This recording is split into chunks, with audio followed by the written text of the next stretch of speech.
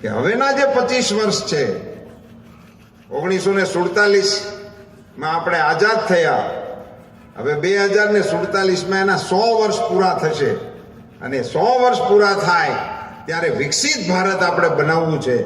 અને આ વિકસિત ભારત બનાવવા માટે આ 25 વર્ષ સુધી અમૃતકાળમાં આપણે સૌએ સાથે મળીને પુરુષાર્થ કરવો પડે.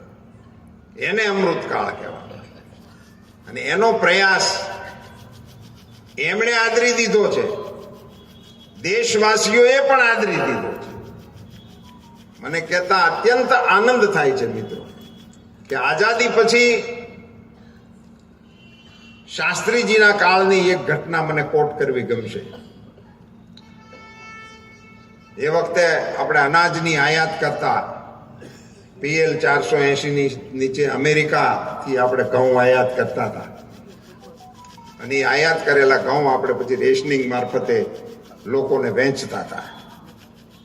એ વખતે અમેરિકાએ કંઈક આપણી સાથે દાદાગીરી કરી હતી અને આપણને વધુ દબાવવા માટેનો પ્રયાસ કર્યો હતો. ત્યારે શાસ્ત્રીજી એનો વિરોધ કર્યો હતો કે અમે તમારે તાબે નહીં થાય. ત્યારે તો આપણે 50-60 કરોડ હતા, હવે માતાજીની દયાથી 140 કરોડ.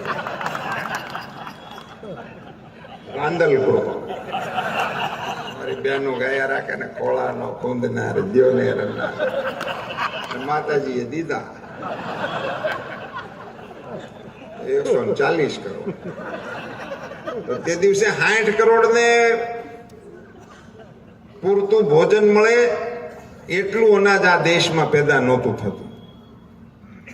અને એ વખતે શાસ્ત્રીજીએ એવો સ્ટેન્ડ લીધું હતું કે અમે 60 કરોડ છીએ, 1 ટંકનો ઉપવાસ કરીએ ને તો કેટલા મણ અનાજ બચે, અમે તમારું અનાજ નથી જોઈતું. એવો એમણે ભટ્ટથી નિર્ણય લીધો હતો અને દેશની જનતાને અપીલ કરી હતી. જુવાનિયાઓને તો ખબર ન હોય, પણ વડીલો જે હશે એમને ખ્યાલ હશે કે સોમવારે આપણને ઉપવાસ કરવાનું એલાન શાસ્ત્રીજીએ આપેલું. સોમવારે આપણે ઉપવાસ કરીશું. એટલે ઘણા લોકોએ ઉપવાસ કર્યા. ઉપવાસવાળાનું તો ઠીક છે, જેમને શ્રદ્ધા પ્રેમ હશે એ લોકોએ કર્યા હશે. પણ હોટલની અંદર એક નિયમ આવ્યો હતો એ વખતે. હું તો ત્યારે કોલેજમાં હતો, ભણતો હતો, પણ આ બધું જોયેલું સાંભળેલું.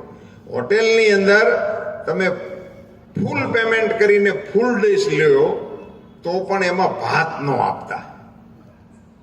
અને પહેલા તો ફૂલ ડિશ લીધી હોય એટલે જમતી વખતે પછી પૂરું જમી લીધા પછી રાઈસ ને એવું બોલે.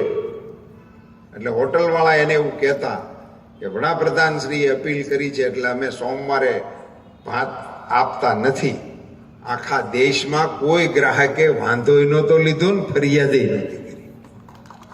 આ અપીલની એક માંગ હતી. અને એ વખતે શાસ્ત્રીજીએ નારો આપ્યો તો જય જવાન જય કિસાન. અને સાહેબ આ દેશનો ખેડૂત મંડાઈ ગયો, દેશના કૃષિ વૈજ્ઞાનિકો મંડાઈ ગયા અને આ જ દેશની આ જ ધરતીમાંથી આ 140 કરોડ ખાય તોય આપણે બીજા 30 દેશને મોકલીએ એટલું અનાજ પેદા થાય.